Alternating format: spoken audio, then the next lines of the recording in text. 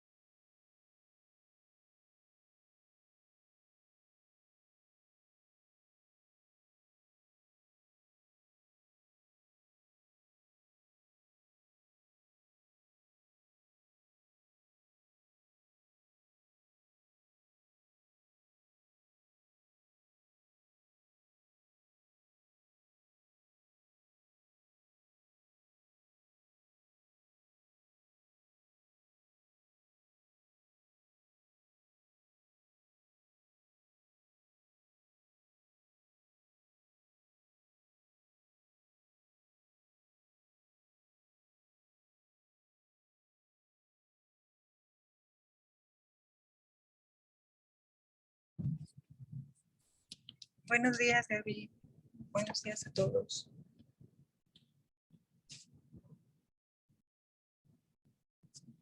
Buenos días, doctora. Cuando gustes, en 5 minutos estoy con ustedes, pero cuando gustes empezar. ¿Perdón? Cuando gustes empezar, Gaby, y en 5 minutos. Ah, sí, doctora. Ahorita. Gaby, escúchame, ¿cómo comparto solamente esto? Ahorita, doctora. Pero sí, sí está bien. No, pero es que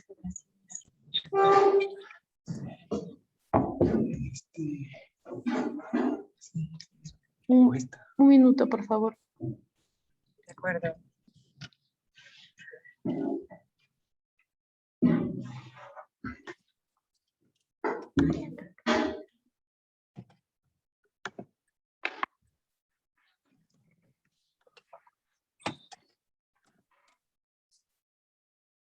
Solamente quiero compartir la diapositiva, pero no sé cómo ponerla más grande.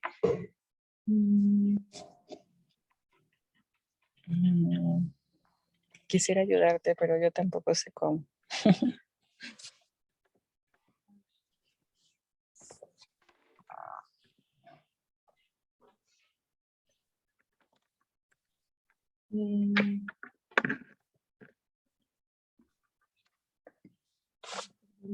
Espérenme un minuto.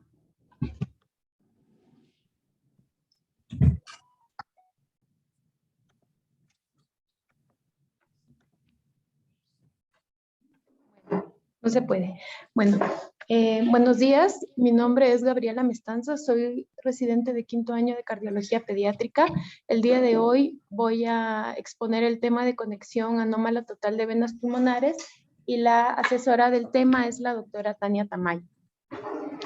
Dentro del concepto es una cardiopatía congénita cianótica donde las venas pulmonares van a regresar a la aurícula derecha o a cualquier vena de la circulación sistémica en lugar de drenar directamente a la aurícula izquierda.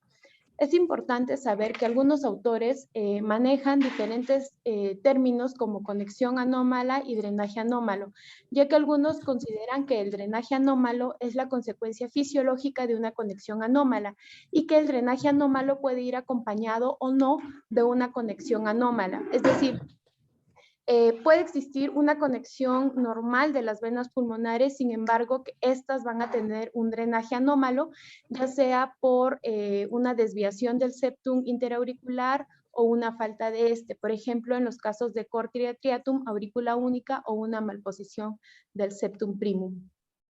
Un poco de historia sobre esta cardiopatía. En 1798 se encontró que había una asociación con otras anomalías cardíacas y esta fue descrita por Wilson. En 1868 fue descrita como una cardiopatía aislada por Friedwolski. En 1950 fue la conexión anómala total descrita en un paciente vivo por Friedrich, mientras que en 1956 se realizó la primera corrección exitosa por Burroughs, Kirkland y Lewis. Este mismo año también se vio se descubrió, digamos, el primer caso de una conexión anómala total de venas pulmonares infracardíaca y fue descrita por Gore. En cuanto a la epidemiología, la conexión anómala total de venas pulmonares representa entre el 1 al 2% del total de las cardiopatías congénitas, con una incidencia entre 2 a 7 cada 100.000 recién nacidos vivos y durante el primer año del 2%.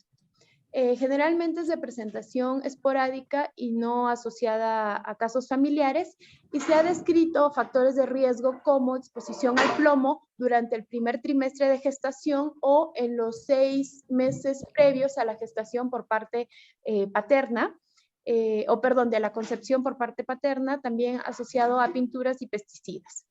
Existe un estudio que se realizó en México donde se reportó que era como que una de las cardiopatías más frecuentes, ocupando el 4º lugar en razones para la atención quirúrgica. Se observó también que la incidencia en la población hispana es 7.9 veces mayor que en la población anglosajona, y como factores de riesgo se encontraron la obesidad materna, diabetes mellitus o de diabetes gestacional y un menor consumo de ácido fólico. Asimismo, se observó que los niños que presentaban retraso del crecimiento intrauterino, bajo peso al nacer y con menor edad gestacional, eran características de los niños que presentaban conexión anómala total de venas pulmonares. En cuanto a las cardiopatías asociadas, se ha visto que tiene asociación con transposición de grandes arterias, tetralogía de Fallot, ventrículo único, tronco arterioso, atresia tricuspidia, síndrome de corazón izquierdo hipoplástico, atresia pulmonar, CIVs múltiples y coartación de aorta.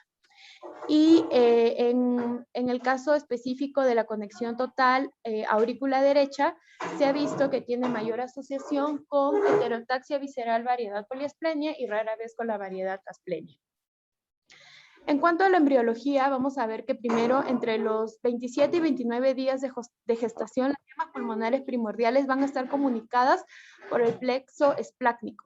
Y en esta etapa no va a existir una conexión directa con el corazón. Sin embargo, sí va a existir múltiples conexiones con el sistema venoso cardinal y con el sistema umbilico vitelino. Y a nivel del corazón puede verse que se va a formar una evaginación al lado izquierdo del septum primum en la aurícula izquierda. Ya para finales del primer mes de gestación, entre los días 32 y 33, la vena pulmonar común va a establecer un nexo o una conexión entre el plexo venoso pulmonar y la porción sinoauricular izquierdo. Y en este momento todavía va a existir comunicación entre el plexo venoso pulmonar y el plexo esplácnico, como se ve aquí. Ya para el día 38 a 40, en la región posterior superior de la aurícula izquierda va a aparecer el esbozo de la vena pulmonar común, que se va a elongar, ramificar y conectar a la red vascular pulmonar. Y en este momento ya las conexiones entre el plexo venoso pulmonar y el plexo venoso esplácnico van a involucionar. Finalmente, de la vena pulmonar común, esta se va a dividir en dos, y a su vez estas se van a dividir nuevamente en dos. Finalmente se van a formar 4 venas pulmonares, las cuales se van a incorporar a la aurícula izquierda primitiva de forma independiente y directa hacia esta. En cuanto a la embriología de la conexión anómala total de venas pulmonares, esta cardiopatía va a resultar debido a la imposibilidad de establecer una conexión normal entre el plexo venoso pulmonar y la vena pulmonar antes que desaparezcan estos sistemas venosos que van a ser los cardinales y el umbilico vitelino. Entonces lo que va a pasar es que la vena pulmonar común no se va a conectar con el sistema venoso o no se va a formar, y la persistencia de estos sistemas venosos embriológicos derecha e izquierda van a ser finalmente las venas sistémicas que van a formar parte de la conexión anómala total de venas pulmonares. Como todas estas venas van a drenar hacia la vena cava superior y hacia la aurícula derecha, va a haber un crecimiento de las cavidades derechas y en la primera etapa, entre los 28 días, si es que no existe algún tipo de conexión a la parte pulmonar o a la parte sistémica, bueno, la viabilidad del feto no va a ocurrir. Es importante saber que también esta cardiopatía requiere de un cortocircuito de derecha a izquierda para mantener en la vida extrauterina, ¿no? Y esto se va a dar por la comunicación interatrial o el foramen oval permeable. En cuanto a la clasificación anatómica, esta fue dada por Darling y se clasifica en cuatro variantes. La supracardíaca, que es el grupo más representativo y se presenta entre un 40-50% de los casos. Aquí las venas pulmonares van a drenar ya sea en una vena innominada, en la vena cava superior derecha-izquierda o en la vena ácidos. Luego sigue la variedad cardíaca, entre un 20-25%, donde las venas pulmonares van a drenar en el seno coronario o en la aurícula derecha directamente. En tercer lugar está la infracardíaca, entre un 15-25% de los casos, y aquí van a haber múltiples zonas de drenaje, como el principal va a ser el sistema porta, el ductus venoso, las venas hepáticas o la vena cava inferior. Y por último está la variedad mixta, que es la menos frecuente, que se presenta entre un 5-10%, donde van a haber múltiples zonas de conexión de las venas pulmonares. En este cuadro se representa el porcentaje de las zonas donde se han visto que existen mayor conexión anómala. Este porcentaje resulta de un estudio de 3 series de autopsias con pacientes de conexión anómala total de venas pulmonares y se observó que la mayoría drena en la vena innominada en un 33%, por ejemplo, en la vena cava superior en un 13%, en el seno coronario en 11%, en la aurícula derecha en un 9% y en el caso de las infracardíacas en el sistema portal en un 19%. También se puede clasificar a la conexión anómala total de acuerdo a la fisiopatología o el estado hemodinámico. Y esto se puede clasificar como obstructiva o no obstructiva. La obstructiva se puede dar por compresión extrínseca del vaso colector, disminución del calibre del vaso colector o una obstrucción intracardíaca, ya sea en la comunicación interatrial o en la desembocadura del seno coronario. En cuanto a la anatomía de la variedad supracardíaca, vamos a encontrar que el corazón va a estar aumentado de tamaño, va a haber una cardiomegalia, extensas de cavidades derechas, la aurícula derecha va a ser globulosa y de mayor tamaño, vamos a encontrar hipertrofia y como lesión indispensable va a estar la comunicación interatrial o el foramen oval permeable. El borde del ventrículo derecho, el borde externo se va a encontrar rectificado y vamos a también encontrar dilatación e hipertrofia. Por todos estos cambios anatómicos, la descendente anterior va a estar desplazada hacia la izquierda y la aurícula izquierda la vamos a encontrar hipoplásica, puesto que no le llegan las venas pulmonares. El ventrículo izquierdo va a estar normal generalmente o en algunas ocasiones puede estar disminuido de tamaño y el tronco de la arteria pulmonar, las ramas pulmonares y la vena cava superior se van a encontrar dilatadas por el mecanismo fisiopatológico que ya vamos a encontrar. Estas son imágenes de piezas anatómicas. Aquí tenemos una pieza frontal donde nos muestra que la llegada de las venas pulmonares derechas e izquierdas llegan a una vena al colector, luego estas se unen a la vena innominada que finalmente drena a la vena cava superior y a la aurícula derecha y vemos aquí las características de un ventrículo grande e hipertrófico. Y en esta otra imagen también vamos a ver que aquí en la parte izquierda las venas pulmonares van a llegar, van a drenar a la vena vertical y esta va a continuar el flujo por donde está la flecha, que es la vena innominada, para finalmente drenar a la vena cava superior. En cuanto a la intracardíaca, aquí las venas pulmonares se van a unir en un vaso colector o van a llegar de forma independiente ya sea al seno coronario o a la aurícula derecha. Las que drenan a la aurícula derecha generalmente lo hacen en la porción superior y media, y si drenan al seno coronario, este se va a encontrar dilatado en todo su trayecto en el surco auriculoventricular y en la desembocadura. Y hay que tener en cuenta que también puede haber una vena cava superior persistente y no necesariamente ser que muestre un seno coronario dilatado y que no necesariamente es una conexión anómala total de venas pulmonares.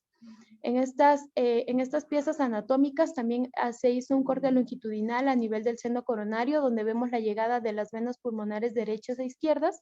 Vemos un seno coronario dilatado que finalmente desemboca a nivel de la aurícula derecha. Y en esta otra vemos aquí la confluencia de las venas pulmonares llegando a un seno coronario dilatado. Y en la variedad infracardíaca es importante saber y conocer y tener en mente que esta variedad se va a considerar siempre obstructiva debido a la anatomía y, bueno, a la fisiopatología, ya que las venas pulmonares van a drenar a un vaso colector que va a descender por todo, va a descender y en todo el trayecto va a ir disminuyendo de calibre hasta llegar a su menor calibre, una vez que pasa el diafragma. Este vaso colector puede drenar en la vena cava inferior, en las venas suprahepáticas, en el ductus venoso o en la vena portal. Aquí, a diferencia de las otras variedades, el tamaño del corazón va a ser normal o ligeramente pequeño. El tronco de la arteria pulmonar puede presentar una dilatación leve a moderada, y va a haber crecimiento de cavidades derechas en comparación a las cavidades izquierdas, pero no va a ser tan grande como en la variedad supracardíaca o intracardíaca. Igual vamos a observar esta lesión que va a ser el foramen oval o la comunicación interatrial, y a nivel histológico se va a encontrar las venas pulmonares dilatadas, engrosamiento de la pared y arterialización, todo esto debido a la obstrucción que existe, y datos de enfermedad vascular pulmonar a nivel de las arterias conforme vaya pasando la edad del paciente. En cuanto a la fisiopatología de la conexión anómala de venas pulmonares no obstruida, como sabemos, uno de los elementos en la circulación fetal es el foramen oval, y este va a permitir más las resistencias vasculares pulmonares elevadas que, bueno, el feto se mantenga con vida durante la vida intrauterina. Sin embargo, una vez que nace, estas resistencias vasculares pulmonares van a disminuir, y esto va a condicionar que exista un cortocircuito de izquierda a derecha en el sitio de drenaje del colector. Y esto se va a deber, y esto va a ocasionar a que haya un aumento de saturación de oxígeno, porque va a llegar la mayor sangre oxigenada proveniente de las venas pulmonares. Esto va a generar que haya un mayor volumen a la aurícula derecha, y por lo tanto a nivel interatrial el cortocircuito va a ser de derecha a izquierda en el septum interatrial. Y aquí vamos a tener como dos caminos. Si la CIA es grande, va a haber mayor flujo a cavidades izquierdas y digamos que no puede comprometer mucho la vida del paciente porque no originaría un bajo gasto cardíaco, y las cavidades izquierdas, tanto el ventrículo izquierdo como la aorta, podrían ser de tamaños normales. Sin embargo, si esta CIA es pequeña, no va a pasar tanto flujo hacia el lado izquierdo, y por el contrario va a haber mayor carga de volumen en las cavidades derechas, y por lo tanto va a originar un cuadro de insuficiencia cardíaca congestiva derecha. Al inicio, esta sobrecarga del ventrículo derecho va a ser solamente de volumen, pero posteriormente va a ser sobrecarga de presión para aumento de las resistencias vasculares pulmonares. Este aumento de resistencias vasculares pulmonares finalmente va a generar hipertrofia en la media, proliferación en la capa íntima de las arteriolas pulmonares, y llevar al paciente a hipertensión arterial pulmonar.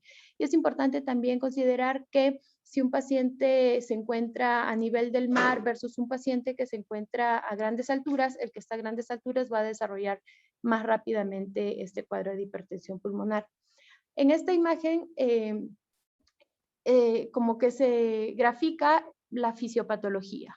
Entonces, como vemos aquí, la saturación de las venas pulmonares va a estar en 98.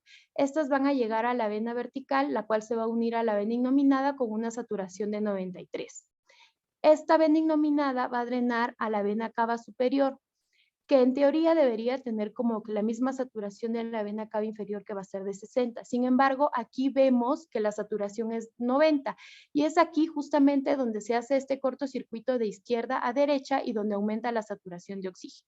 Finalmente, esta sangre proveniente de la cava superior y de la cava inferior se mezclan a nivel del atrio derecho y por el foramen o la comunicación interatrial van a pasar al lado izquierdo. Aquí vamos, y del lado izquierdo de la aurícula izquierda va a pasar hacia el ventrículo izquierdo y ya vamos a ver que por la mezcla de entre 90 y 60, digamos que va a ser una saturación de 88. Como no hay ningún tipo de cortocircuito a nivel del septum interventricular, esta sangre de saturación 88 va a ser la que va a ir a la circulación sistémica a través de la aorta con saturación de 88.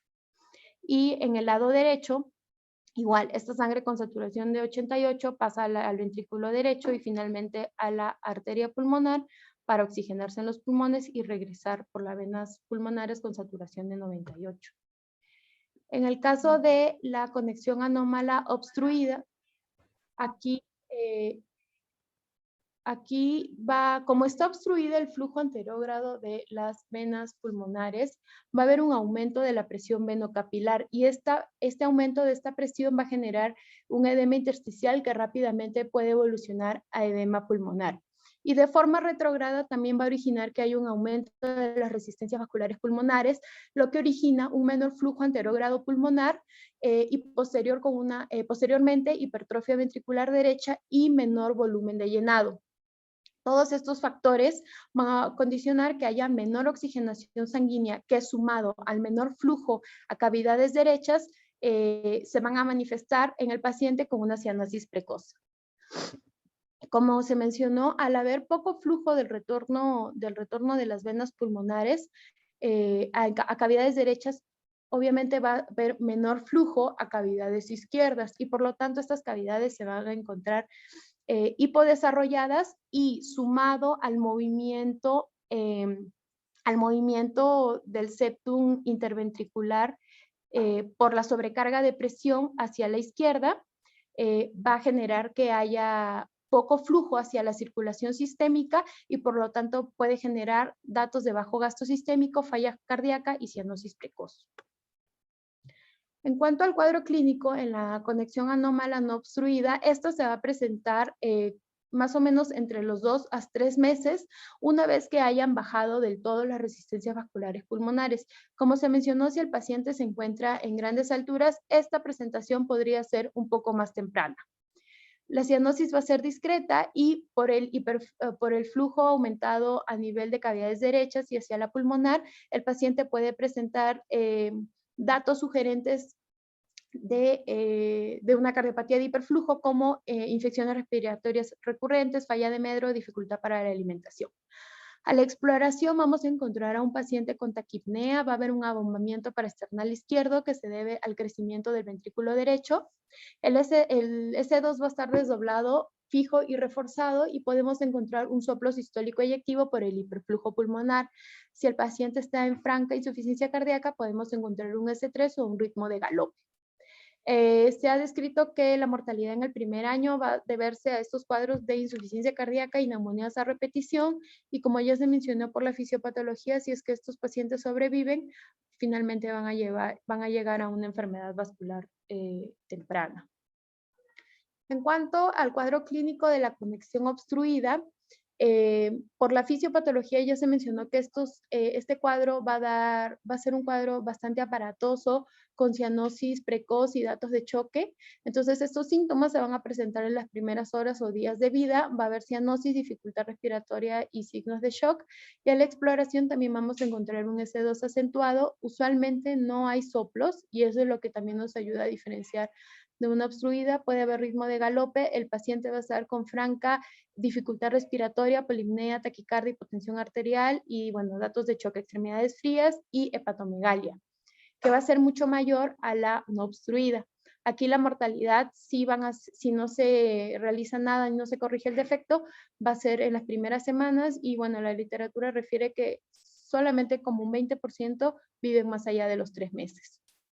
Ese es un cuadro para tener en mente la diferencia clínica entre la no obstructiva y la obstructiva, como ya se mencionó, el tiempo de presentación de los síntomas, la cianosis que va a ser franca y precoz en el caso de la obstructiva y va a ser más tardía y muy leve en la no obstructiva. Al examen físico que en la obstructiva vamos a encontrar, en la no obstructiva, perdón, vamos a encontrar el soplo sistólico, el segundo ruido desdoblado y reforzado, mientras que en la obstructiva no vamos a encontrar soplos. En ambos podemos encontrar hepatomegalia, pero va a ser mucho mayor en la obstructiva y va a estar acompañado de otros signos como edema periférico o estertores basales.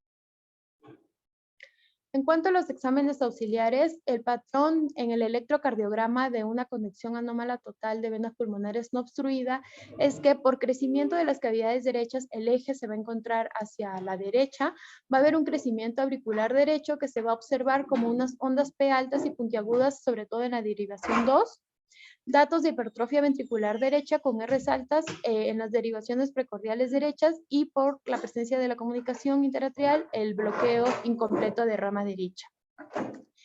Y de verdad, o sea, no describen que haya mucha diferencia entre una obstruida y no obstruida, pero lo que sí hay que destacar es que en la no obstruida generalmente, en la obstruida, perdón, generalmente no hay crecimiento auricular. No es habitual que lo encontremos.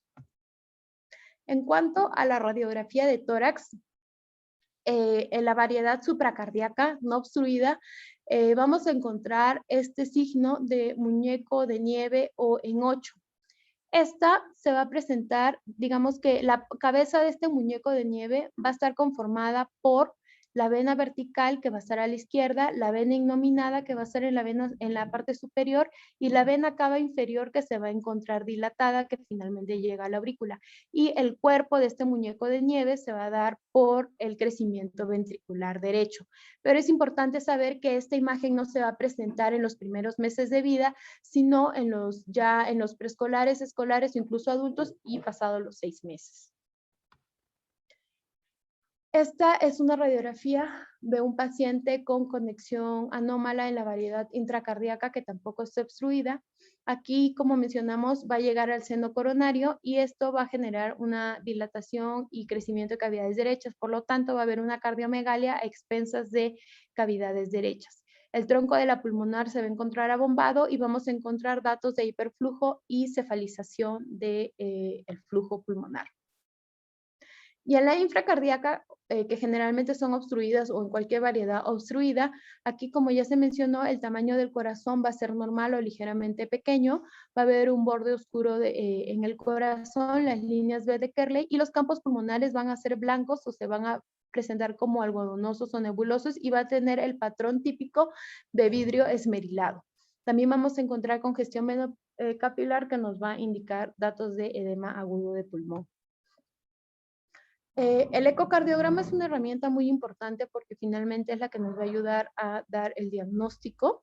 Y los objetivos del ecocardiograma va a ser identificar cada vena pulmonar y su sitio de conexión mediante el 2D y Doppler color.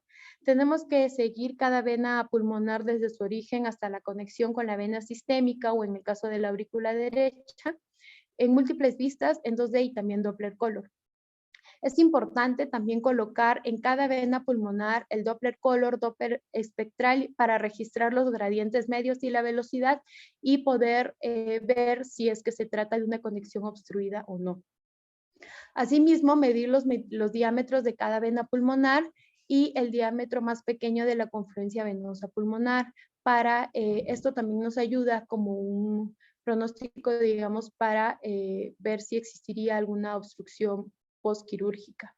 Descartar que no se trate de una conexión mixta. Es importantísimo también evaluar el tabique auricular y la CIA debido a que este también es un punto frecuente de obstrucción.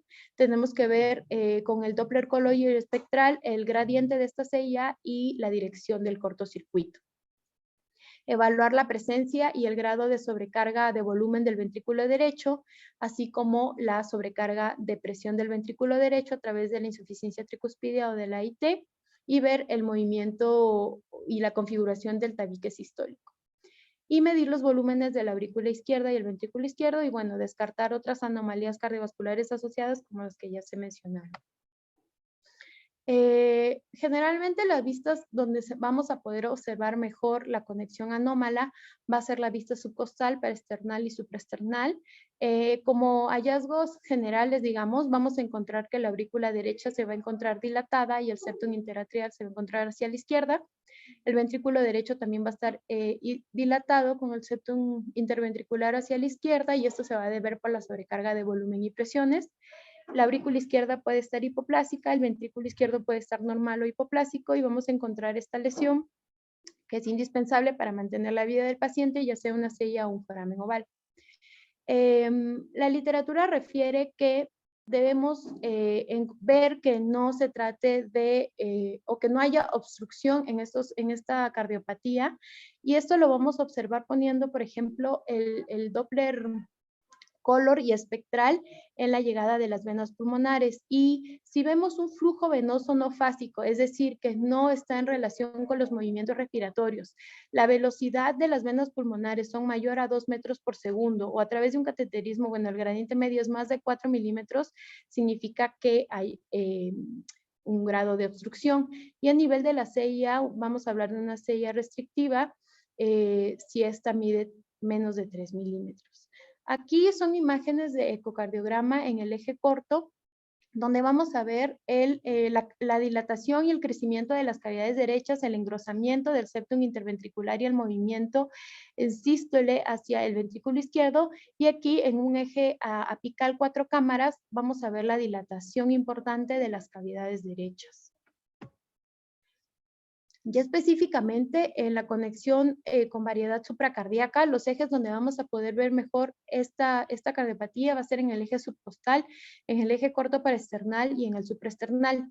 En el supraesternal y en el paraesternal eje corto vamos a ver la llegada de la vena innominada, que esta se va a encontrar a la izquierda de la línea media, y vamos a ver un flujo venoso ascendente, por ejemplo aquí. Nuestro transductor está aquí. Entonces, como este flujo está ascendente y se acerca al transductor, va a ser un flujo que lo vamos a ver rojo. Bueno, finalmente el colector o las venas pulmonares llegan a la vena vertical. Esta desemboca en la vena innominada, y esta a su vez se conecta con la vena cava superior, que se aleja del transductor, y por eso es que se ve el flujo azul, y llega finalmente a la aurícula derecha. Vamos a ver que la vena innominada y la vena cava superior suelen estar muy dilatadas, y es importante también conocer que la vena vertical puede ascender delante o entre la rama izquierda pulmonar y el bronquio izquierdo principal, y que si se encuentra entre estas dos estructuras, se podría generar una compresión extrínseca de este vaso y finalmente una conexión obstruida. Si vemos desde la vista supraesternal, la vamos a ver debajo de la rama derecha de la arteria pulmonar, y en la vista subcostal detrás de la arteria, de la aurícula izquierda. Aquí también son imágenes ecocardiográficas. En esta primera son imágenes en 2D y Doppler color en una vista subcostal, donde va a mostrar que las venas pulmonares derecha e izquierda llegan a la vena vertical, que se ve aquí, y aquí a nivel interatrial vamos a ver la comunicación interatrial con el cortocircuito de derecha e izquierda. Y en esta segunda imagen es un eje paraesternal, eje corto, donde también observamos que las venas pulmonares llegan hacia el colector y finalmente hacia la vena vertical. Podemos ver aquí en el Doppler color que son venas que están llegando, por eso se ven en rojo, drenan a la vena vertical y finalmente drenarán hacia la vena innominada y a la vena cava superior. Aquí también es una vista donde se nota mejor. Aquí. Ok.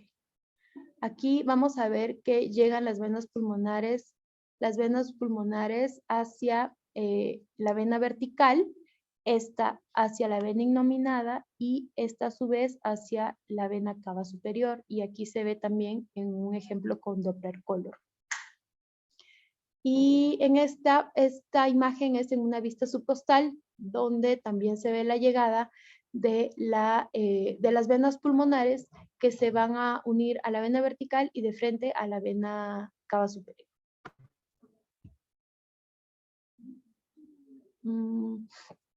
Esta imagen es una paraesternal en eje corto en 2D y en Doppler color.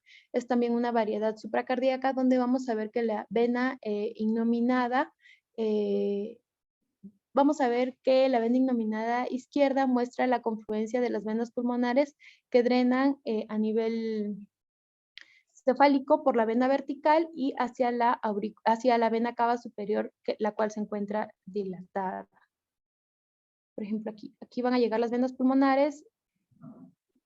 Las venas pulmonares, aquí está la vena vertical y finalmente por arriba van a drenar a la vena cava, a la vena innominada.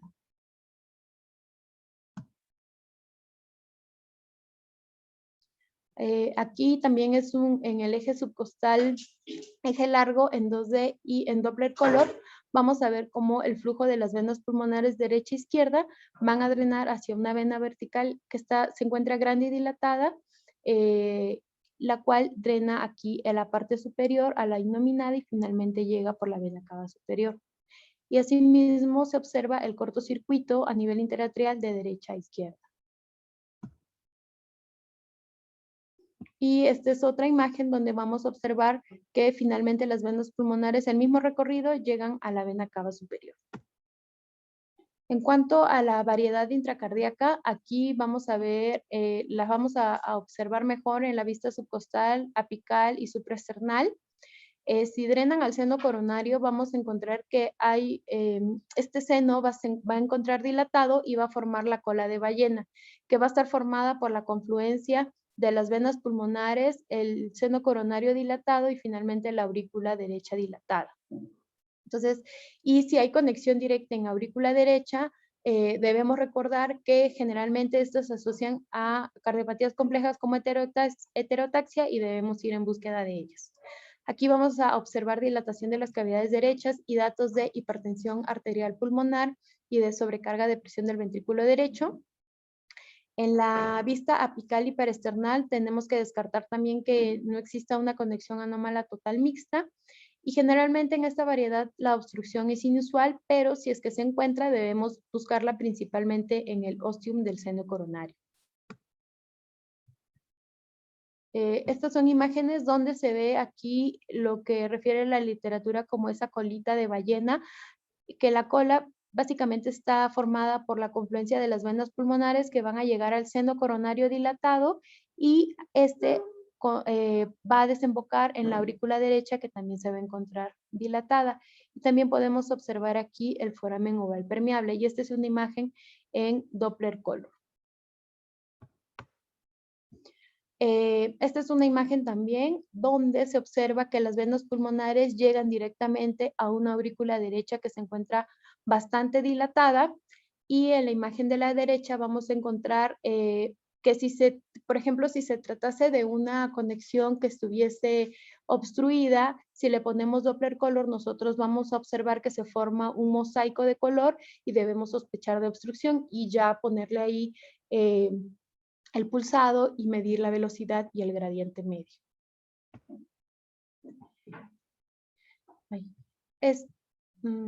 Ya.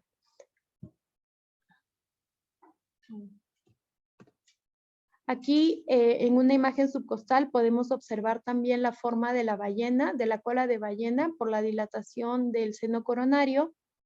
Aquí se ve con Doppler color y como ya se mencionó, al llegar las venas pulmonares al seno coronario y el transductor estar aquí, se va a ver de rojo.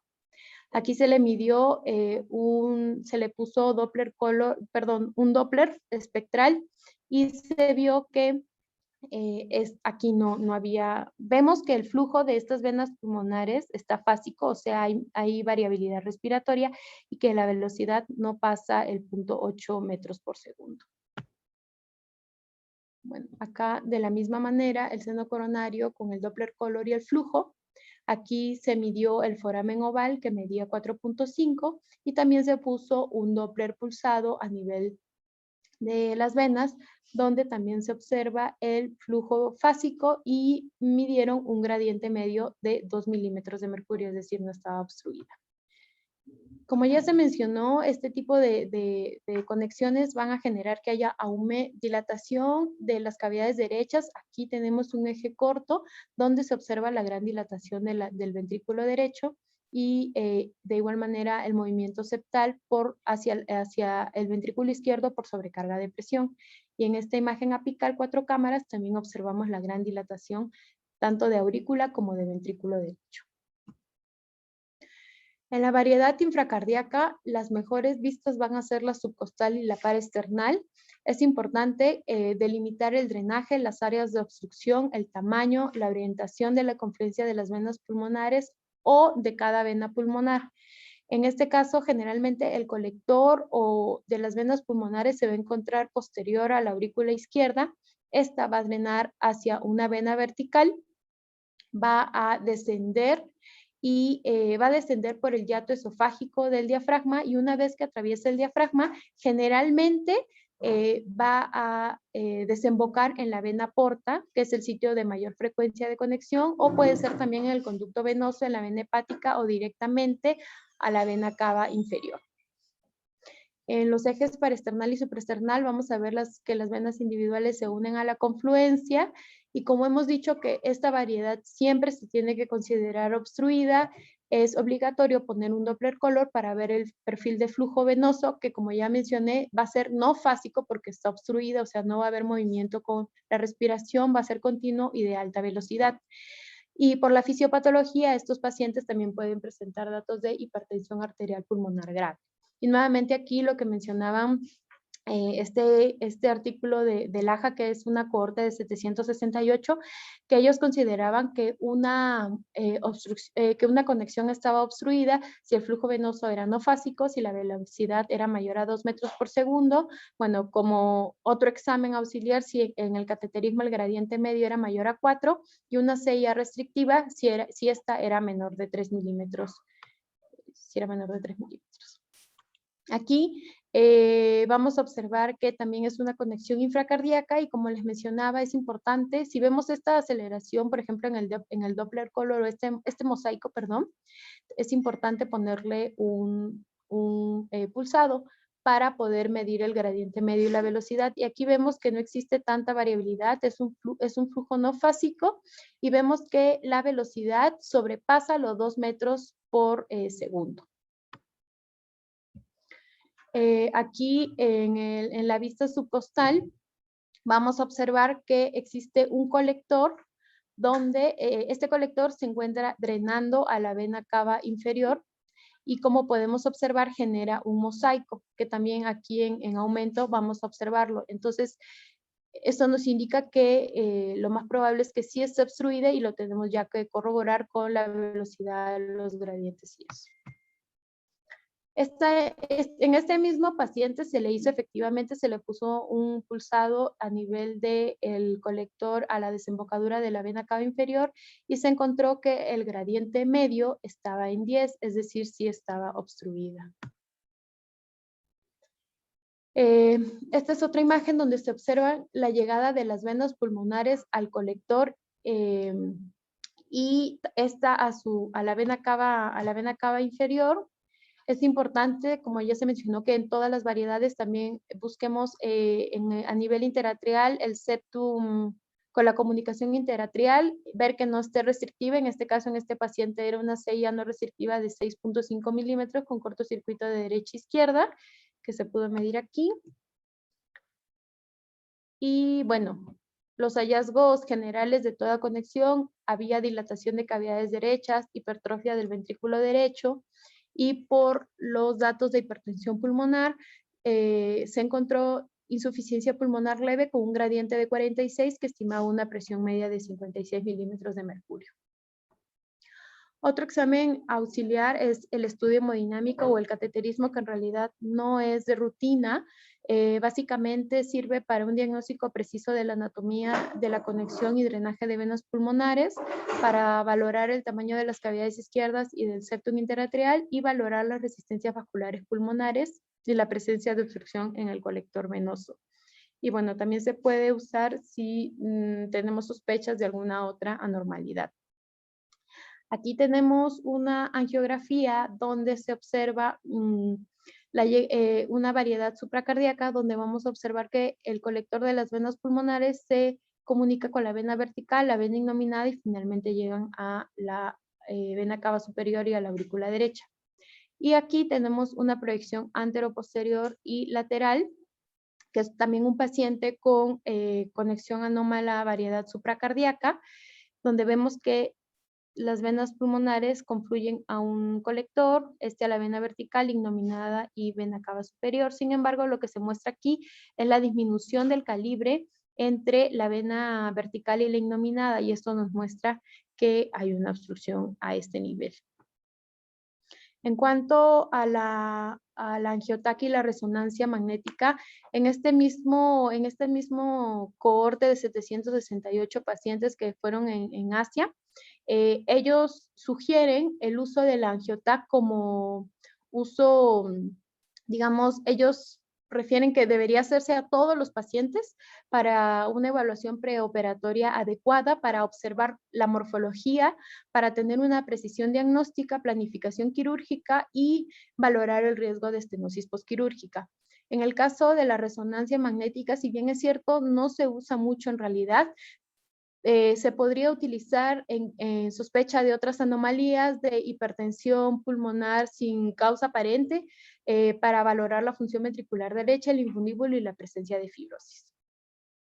Estas son imágenes tomográficas de una conexión anómala supracardíaca. Aquí vamos a ver cómo las venas pulmonares llegan a este vaso colector, que finalmente nuevamente drenan a la vena vertical, a la vena innominada y llegan hacia la vena cava superior, que se ve dilatada.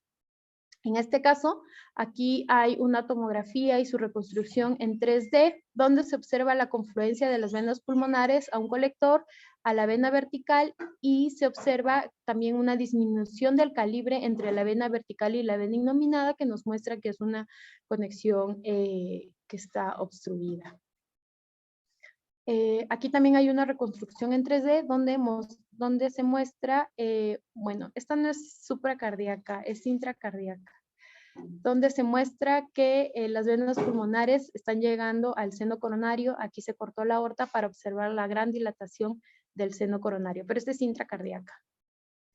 Aquí también observamos la famosa cola de ballena, donde llegan las 4 venas pulmonares a formar la cola, el seno coronario y la dilatación de la aurícula derecha. Y en este 4 cámaras vamos a observar la gran dilatación de las cavidades derechas. La variedad infracardíaca también es muy importante tomar una tomografía para poder observar bien el sitio de conexión de estas venas pulmonares. En esta imagen vamos a ver que las 4 venas pulmonares llegan a un colector, el cual desciende y atraviesa el diafragma para finalmente drenar en la vena portal. Y este es otro paciente también donde se ve la conexión de las venas pulmonares al colector y al sistema portal. Bueno, todas estas imágenes han sido proporcionadas por el doctor Patrón. Él también me mostró esto como un caso especial, que era un niño que tenía hipertensión pulmonar y que sospecharon en un primer momento de una obstrucción, de una conexión anómala total supracardíaca. Sin embargo, ya al hacerle la tomografía y con reconstrucción 3D, observaron que estas venas pulmonares eran hipoplásticas y tenían 2 sitios o 2 colectores. Uno que se dirigía hacia la parte supracardíaca, que era vena vertical innominada y cava superior, y otro colector que se dirigía hacia la parte infracardíaca, y lo consideraron como una conexión dual, que la verdad es que es muy poco frecuente, pero podría presentarse, y es por eso a veces la importancia de la tomografía. Y en cuanto a la resonancia, solamente este caso que también nos comentó el doctor Patrón, que era un adolescente de 18 años que lo habían tratado como una hipertensión pulmonar idiopática. Sin embargo, se decidió realizar una resonancia magnética donde se observa que había también dilatación de las cavidades derechas y vemos aquí la llegada del colector que estaba dilatado. Bueno, sí, del colector que estaba dilatado. Y aquí en estas cine vemos también la gran dilatación a nivel de los 3/3 del ventrículo, la gran dilatación del ventrículo derecho, con áreas de fibrosis. En cuanto al tratamiento, en la parte prequirúrgica, si se trata de una conexión anómala total obstruida, como ya sabemos, son niños que están graves, con gran dificultad respiratoria, con datos de choque, y es por eso que van a necesitar soporte ventilatorio con ventilación mecánica, con ventilación con presión positiva, con PIPs entre 10 y 12, PIP y presión inspiratoria entre 35 y 45, que van a ser altas para minimizar el edema pulmonar y mejorar y maximizar la oxigenación y la ventilación. Asimismo, van a necesitar soporte inotrópico y un mantenimiento adecuado de la volemia, teniendo en cuenta que son pacientes que están con edema agudo de pulmón. En algunas literaturas se describe el uso controversial de prostaglandina 1, sin embargo, la mayoría de ellas las contraindica porque va a empeorar el edema pulmonar y va a generar hipotensión sistémica. Es importante también corregir la acidosis metabólica, pero si se asocia a un síndrome de bajo gasto refractario, está descrito que se puede utilizar ECMO como medida preoperatoria. Y la nutrición enteral está contraindicada por el síndrome de bajo gasto cardíaco y por el aumento del flujo portal. En estos casos, como ya se vio que una CIA restrictiva podría ser el sitio de obstrucción o lo que esté generando que estos pacientes estén hemodinámicamente inestables, como procedimiento paliativo se puede realizar una septostomía auricular en los pacientes, como ya se mencionó, que tengan una CIA restrictiva, o se puede colocar una endoprótesis o stents a nivel de las venas verticales para mejorar el estado, pero no significa que esto vaya a ser el tratamiento definitivo. En cuanto a la conexión no obstruida en el tratamiento prequirúrgico, bueno, el tratamiento va a ser el uso de diuréticos, la cirugía que tiene que ser programada precozmente y tener en cuenta que estos pacientes van a tener siempre riesgo de desarrollar insuficiencia cardíaca e infecciones respiratorias. En cuanto al tratamiento quirúrgico, como que la técnica convencional va a ser distinta en los diferentes tipos de conexión. En la variedad supracardíaca lo que se va a hacer es ligar la vena vertical a nivel de la desembocadura en la vena innominada. Se va a anastomosar de manera lateral el colector hacia la pared posterior de la izquierda y finalmente se va a cerrar la comunicación interatrial con un parche de pericardio autólogo. En la variedad intracardíaca, aquí como va a llegar directamente a la aurícula derecha o al seno coronario, lo que se va a hacer es seccionar el puente muscular que va a separar la desembocadura del colector entre el seno coronario y la comunicación interauricular, creando una comunicación interauricular mucho más grande que finalmente se va a cerrar con un parche redirigiendo el flujo hacia la aurícula izquierda. Y en la variedad infracardíaca, generalmente se hace el mismo procedimiento que la supracardíaca, se va a ligar la vena vertical por encima del diafragma, estas se van a anastomosar, se van a anastomosar el colector a la pared posterior de la aurícula izquierda y finalmente se va a cerrar la sella con un parche de pericardio autólogo o bovino. Y en la variedad mixta, como en realidad es la menos frecuente y cada caso debe individualizarse, como sabemos, las conexiones van a estar a diferente nivel y es importante que se corrijan todas las venas pulmonares que llegan a diferentes niveles. También se ha descrito la técnica de sutureless. Es una técnica que se utiliza con el fin de no hacer la incisión o no hacer los puntos a nivel de las venas pulmonares para evitar el daño de estas y la estenosis posquirúrgica. Y lo que se hace aquí es como una incisión en la pared posterior del atrio izquierdo que se va a anastomosar con el pericardio adyacente a las venas pulmonares. Como les digo, así evitar la anastomosis directa con la pared venosa pulmonar. encontré un metaanálisis. Esta fue desarrollada en China del 2018, donde comparan la técnica sutureless con la técnica convencional. Esta es de la revista de cirugía cardiotorácica y fue desarrollada en el Hospital de Niños de Chongqing, en China. Bueno, aquí los criterios de inclusiones fueron estudios que fueron al final 7, estudios de cohorte o de casos controles o ensayos controlados aleatorizados que describan a detalle la comparación entre la técnica sin sutura y la técnica convencional de la reparación primaria de la conexión anómala de venas pulmonares. Se incluyeron 7 estudios que estuvieron desde el año 2010 hasta el 2017, todos fueron retrospectivos y en todos se utilizaron ambas técnicas. En cuanto a los resultados, se comparó en este metaanálisis, en este cuadro de Forest Plot, el tiempo de bypass cardiopulmonar. Aquí solamente este ítem se analizó en 6 de los estudios y se observó que no hubo una significancia estadística entre ambas técnicas, con una P de 0.49 y un intervalo de confianza del 95%. Asimismo, se analizó el tiempo de pinzamiento para ver si con la técnica sutureless era más corto el tiempo de pinzamiento aórtico, pero tampoco se encontró diferencias significativas. Y en la mortalidad postquirúrgica, que sí se analizaron en los 7 estudios, tampoco se encontró una P significativa, la P era menor a 0.07%, es decir, bueno, la sutureless o la técnica convencional en la mortalidad postquirúrgica era bastante similar.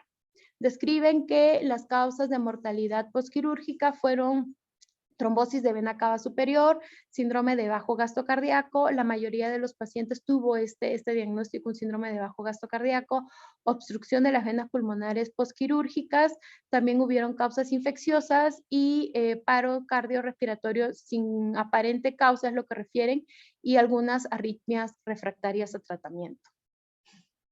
Otro ítem que se estudió fue el tiempo de estancia hospitalaria. Sin embargo, tampoco se encontró una diferencia significativa entre estas dos técnicas, pero el resultado sí, por ejemplo, en la ocurrencia de obstrucción de venas pulmonares postquirúrgicas que se analizaron en 6 de los 7 estudios, el resultado indicó que la técnica sutureless en comparación con la cirugía convencional se asoció a una menor ocurrencia de tasa de obstrucción de venas pulmonares a nivel postquirúrgico, con un odds ratio de 0.52, un intervalo de confianza del 95% y una P de 0.01. Asimismo, en la tasa de reoperación que también se analizaron en estos pacientes, se encontró que la técnica sutureless en comparación con la cirugía convencional se asocia a una menor tasa de reoperación con un odds ratio de 0.28, un intervalo de confianza de 95 y una P de 0.03. Y bueno, este cuadro también indicaba cuáles fueron las técnicas de reoperación o que se utilizó. En la reoperación nuevamente se utilizó predominantemente la técnica sutureless. Algunos utilizaron resección fibrosa y otros hicieron como ampliación con parche. Y dentro de las conclusiones, se vio que la técnica sutureless da menor tasa de ocurrencias de obstrucción de venas pulmonares postquirúrgica con un odds ratio de 0.52 y también de reintervención con un odds ratio de 0.28. Se vio que la obstrucción de venas pulmonares postquirúrgicas son una de las principales causas de muerte. Se sugiere que esta técnica de sutureless se utilice en lactantes de bajo peso para evitar la distorsión de la anastomosis de las venas pulmonares que son pequeñas.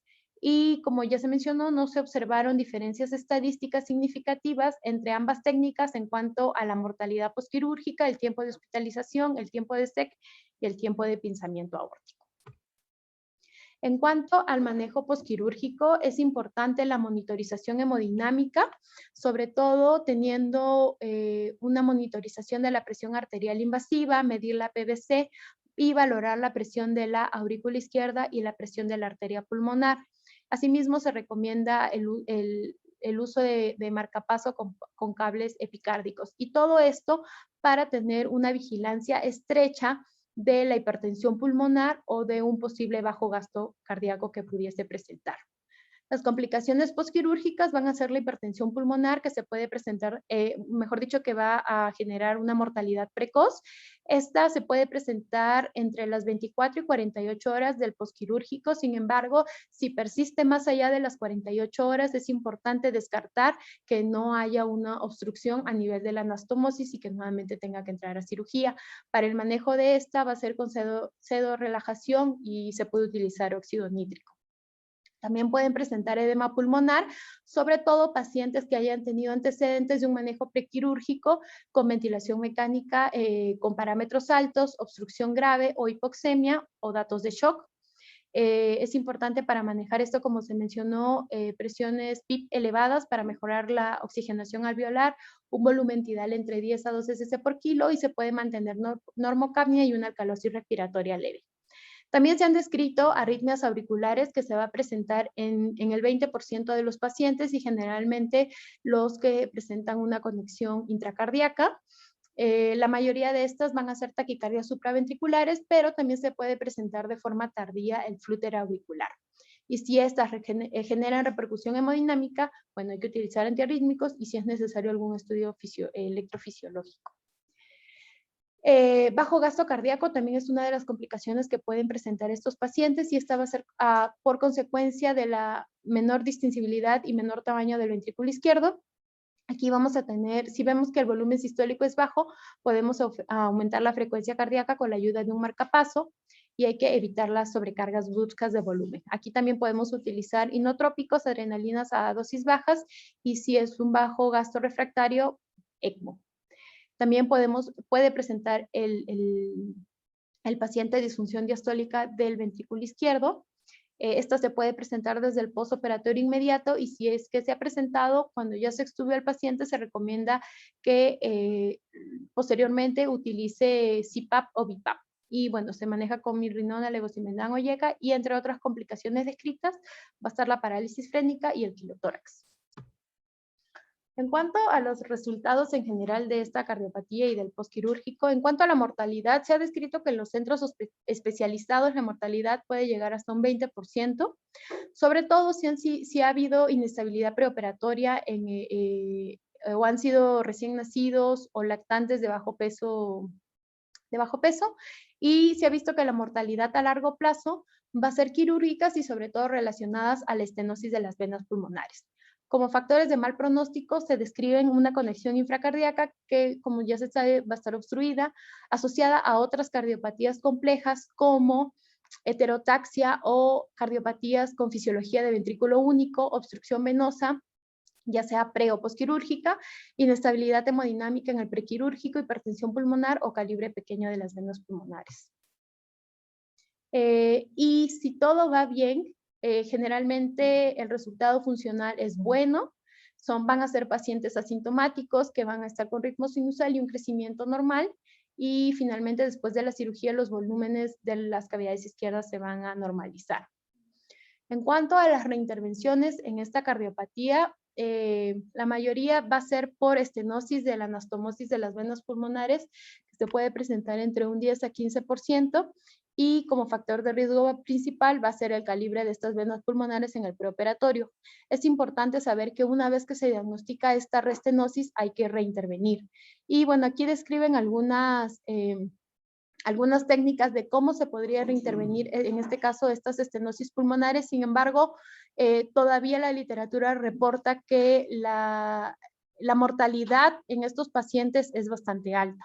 Por ejemplo, si se ve que hay suficiente tejido autólogo, se puede hacer nuevamente una técnica con sutureless para agrandar la anastomosis.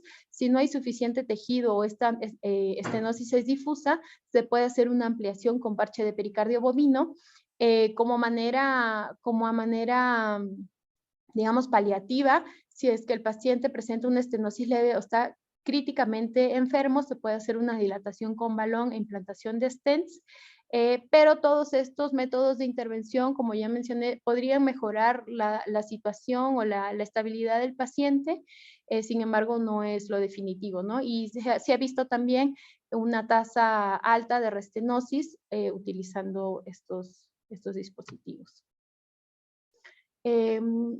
Aquí también un artículo original de la revista de cirugía cardiotorácica en el sector de cirugía de congénitas, donde se describen los factores de riesgo para la obstrucción de venas pulmonares. Este es un artículo del 2019 y se desarrolló en el Hospital de Niños de Filadelfia, en Pensilvania. Aquí se observó todos los pacientes con reparación quirúrgica de conexión anómala total de venas pulmonares desde enero del 2006 al 23 de octubre del 2017. Fue un estudio retrospectivo donde se revisaron los expedientes clínicos y para poder definir cuáles eran los factores de riesgo, ellos decidieron nombrar a las estenosis preoperatorias. Como trivial, si la velocidad máxima llegaba hasta 1.2 metros por segundo, leve si era entre 1.2 y menor a 2 metros por segundo, moderada mayor o igual a 2 metros por segundo, o un gradiente por cateterismo mayor a 4 milímetros de mercurio, o un cuadro clínico que sugiera cirugía de urgencias, y una estenosis preoperatoria severa si es que necesitaba el paciente una cirugía inmediata o requiera como medida paliativa un stent en la vena vertical. Y como estenosis posquirúrgica, ellos lo definieron como una velocidad mayor o igual a 1.2 metros por segundo en la confluencia reparada o en cada vena individual, o un gradiente mayor o igual a 4 milímetros de mercurio observado por cateterismo en cualquier vena pulmonar. A todos estos pacientes se les hizo monitorización desde la cirugía inicial hasta el momento que se evidenció la obstrucción.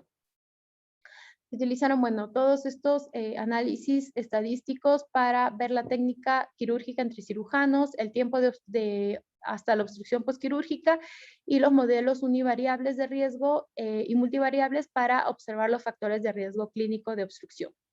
También se hizo un análisis como más específico, ya que en este estudio se incluyeron no solamente a pacientes que tenían conexión anómala de manera aislada, sino también asociada a otra cardiopatía con fisiología univentricular. La cohorte fue de 119 pacientes, donde la mayoría, casi un 71%, era predominantemente de sexo masculino. En cuanto a la edad gestacional, la mayoría era a término, y en el tipo de conexión anómala, la mayoría, casi un 49%, era variedad supracardíaca. También se vieron que el 28% estaba asociado a heterotaxia, casi 40% asociado a una cardiopatía con fisiología univentricular, y bueno, aquí también se vio el grado de obstrucción, como ellos lo catalogaron, en trivial, leve, moderado, severa, y la mayoría de ellos no tuvieron obstrucciones. Se hizo una monitorización entre 0.5 y 75 meses con una mediana de 12.8 meses, y se observó que 25 pacientes, que representaban el 21% de toda la cohorte, presentaron un diagnóstico de obstrucción posquirúrgica de venas pulmonares dentro de los primeros 6 meses. Y también se observó que pasados los 2 años ya no se hizo diagnóstico de obstrucción. Entonces, en esta gráfica podemos ver que, bueno, las líneas pespunteadas van a ser el intervalo de confianza, y estos van a ser los pacientes que la tasa de supervivencia de los pacientes que presentaron obstrucción, y vamos a ver que aquí en los primeros meses presentaron mayor obstrucción de venas pulmonares. En este cuadro se evaluaron por separado cada factor de riesgo demográfico o clínico, si es que este se asoció con la obstrucción, y para esto se utilizó un modelo univariable. Y la obstrucción posoperatoria era más probable, por ejemplo, aquí en el tipo de conexión, se vio que la obstrucción de venas pulmonares en el postquirúrgico fue más probable, sí, en mayor presentación en la variedad tipo mixta.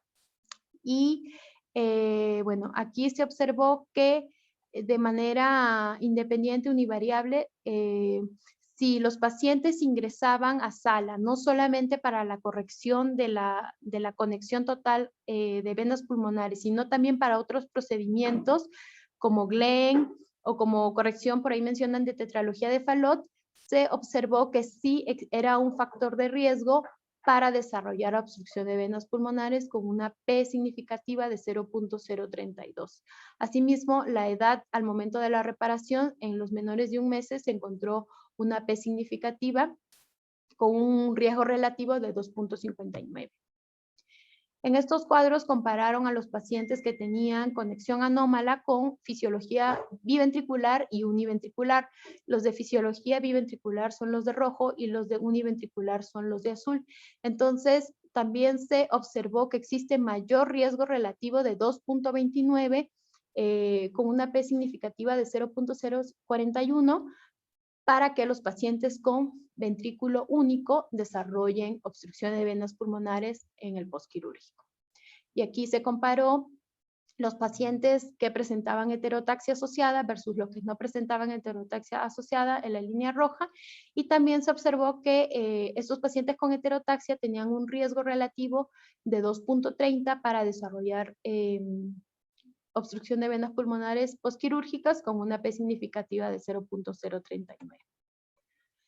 Aquí compararon el grado de obstrucción prequirúrgica de leve a más en la línea azul versus los que no presentaban obstrucción postquirúrgica o si esta obstrucción era considerada como trivial. Y también se observó que los pacientes que presentaban una obstrucción leve a más tenían mayor riesgo de desarrollar obstrucción de venas pulmonares postquirúrgicas con una P significativa. Y aquí compararon también la obstrucción prequirúrgica, un nivel moderado a más versus un nivel leve a menos, y se observó que sí existe cierto riesgo, pero no hubo significancia estadística entre si el paciente presentaba una obstrucción leve o una obstrucción moderada. Luego se vieron ya de forma univariable también algunos otros factores, como ya mencioné, que fueron la edad menor a 1 mes. Si la reparación fue menor a 1 mes, existía un riesgo relativo de 2.59 con una P significativa. Los otros procedimientos también, como ya se mencionó, Norwood, Glenn o la corrección de tetralogía de Fallot con un riesgo relativo de 2.37 y una P significativa. También se estudiaron otros ítems como el peso a la reparación, el cirujano, el tiempo de bypass, el tiempo de hipotermia circulatoria, incluso la técnica, si se utilizó sutureless o anastomosis directa, pero por ejemplo en este estudio, si bien se encontró que había cierto riesgo para los que hacían anastomosis directa, la P no fue significativamente estadística. Asimismo, si los cirujanos decidían ligar la vena vertical, tampoco se encontró un mayor riesgo asociado ni la P fue significativa. Como mencioné, también se estudiaron de manera ya más individualizada a los pacientes que tenían conexión anómala de forma aislada. Y se encontró que la conexión anómala total de venas pulmonares de variedad mixta se asociaba con un riesgo relativo alto de 7.42 y una P significativa para el desarrollo de obstrucción de venas pulmonares postquirúrgico. Asimismo, se comparó la obstrucción, si estos pacientes presentaban cualquier grado de obstrucción prequirúrgica versus que los que no presentaron obstrucción, también se encontró que el riesgo relativo era de 8.48 y una P significativa, y compararon también la obstrucción prequirúrgica leve versus los que tuvieron una obstrucción trivial o los que no presentaron obstrucción, y se encontró que el riesgo relativo para desarrollar la obstrucción postquirúrgica era de 10.4 veces mayor, con una P significativa de 0.0029, y fue el factor más predictivo para obstrucción postquirúrgica. Y recordar que ellos consideraban a una obstrucción prequirúrgica leve si era mayor a 1.2 metros por segundo. En el caso del grupo con conexión anómala en un corazón con fisiología univentricular, estudiaron los mismos factores, sin embargo, ninguno tuvo significancia estadística, por lo que ellos concluyeron que probablemente los pacientes que ya de por sí tengan una fisiología univentricular, independientemente de el tiempo operatorio, del tipo de conexión y todos estos factores, tenían un mal pronóstico. Y en el modelo multivariable mostró que la obstrucción preoperatoria leve o mayor y el tipo de conexión, que en este caso fue mixto frente a los otros tipos de conexión, se asociaron con más del doble de riesgo de desarrollar obstrucción venosa pulmonar postquirúrgica. Y como conclusiones, hay que tener siempre en cuenta que la obstrucción postoperatoria es una de las causas de mortalidad más común, que generalmente estas obstrucciones se pueden presentar dentro de los primeros 6 meses y ya más tardía es un poco raro, sin embargo se presentó en este estudio hasta los 2 años del postquirúrgico, que se espera que el grado de obstrucción prequirúrgica prediga la obstrucción postquirúrgica, como se demostró aquí, que simplemente con una velocidad mayor a 1.2 metros por segundo, demostró que era un factor de riesgo para la obstrucción postquirúrgica, y es por eso que es importante hacerle una vigilancia estrecha a todos estos pacientes. Y así no observemos nosotros una estenosis anatómica, lo podemos ver a través de la velocidad.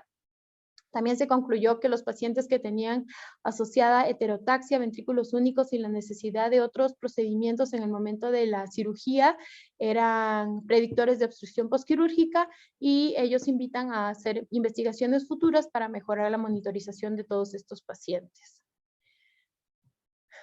Y por último, este también es un artículo que es importante porque nos puede ayudar a predecir la supervivencia de estos pacientes postoperados a través de algunos estudios que tenemos a la mano, como son la tomografía y la resonancia.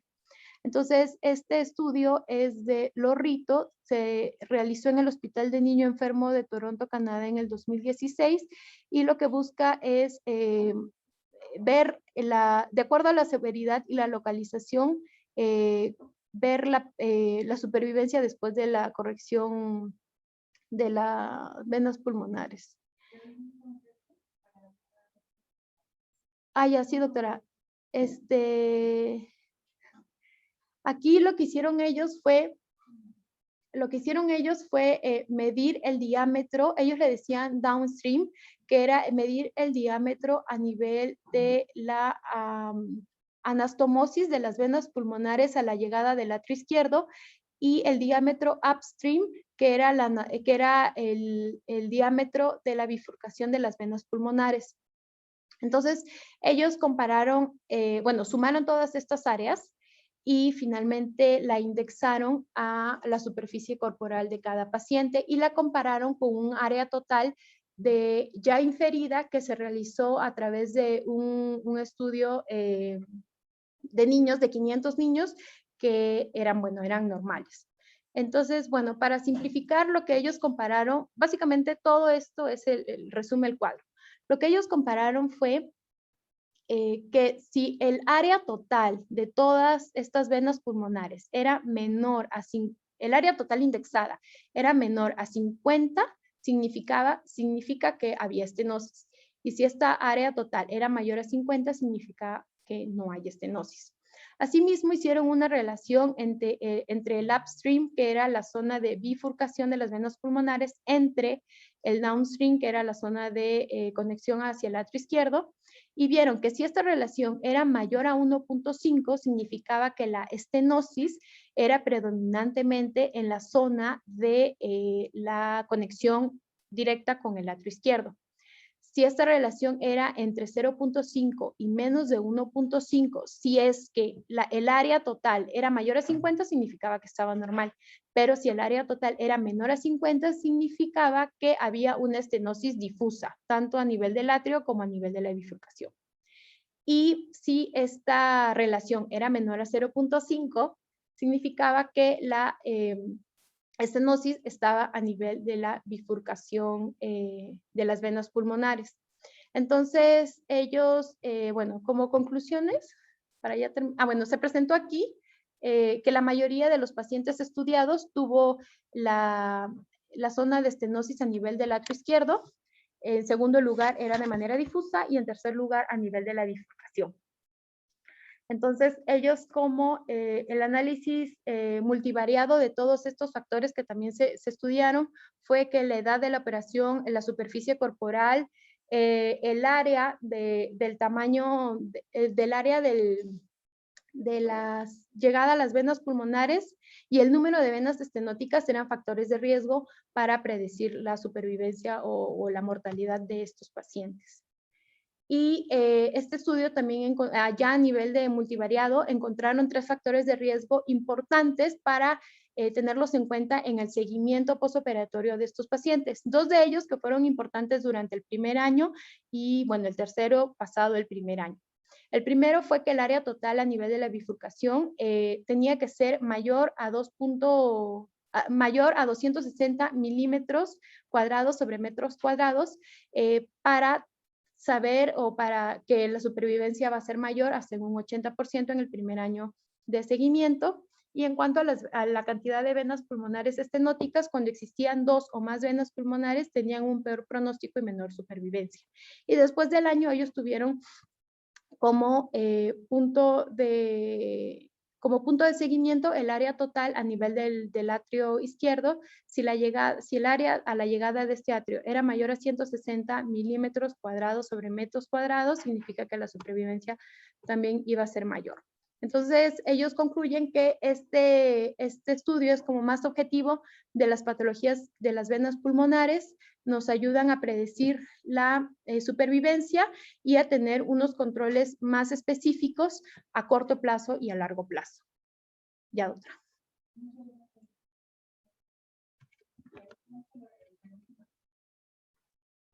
Sí, doctora.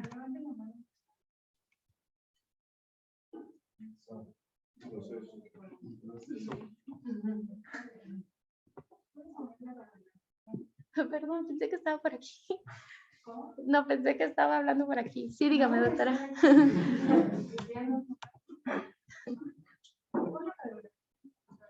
Sí.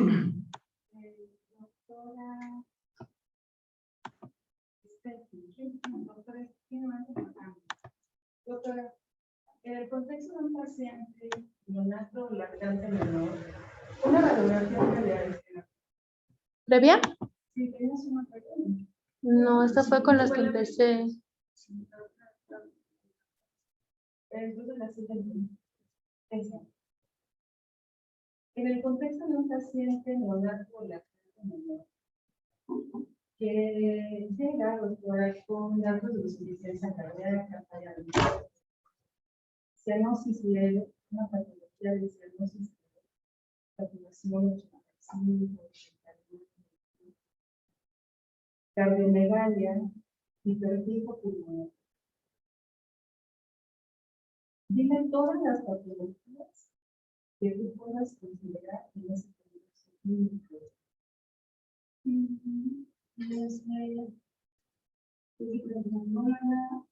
Por supuesto, con el supernómero, muy bien.